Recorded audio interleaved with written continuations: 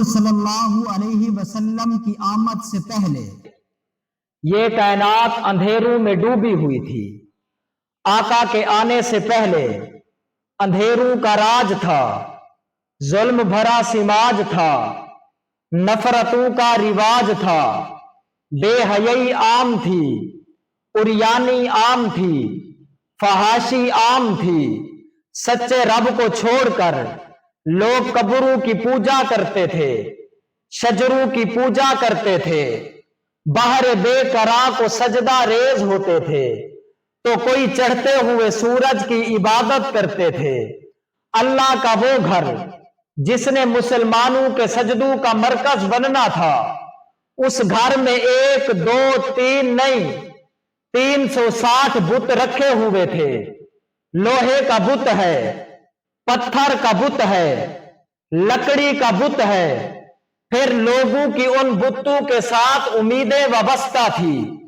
آقا کے آنے سے پہلے لوگ سود کو کاروبار سمجھتے تھے، جوا ان کا من پسند مشغلہ تھا، شراب رگوں میں رچی ہوئی تھی، نفرتوں کا بازار گرم تھا، عداوت اپنے عروج پر تھی، ایک ایک گھونٹ کے لیے لڑائی بڑھتی تو 90 سال تک لڑائی کا سلسلہ جاری رہتا۔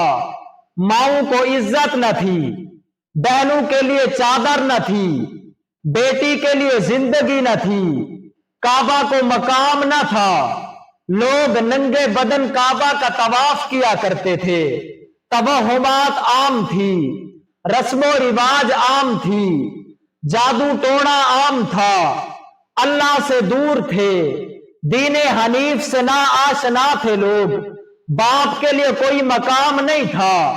اللہ رب العزت نے کرم فرمایا، احسان فرمایا، اس کائنات کے اوپر فضل فرمایا۔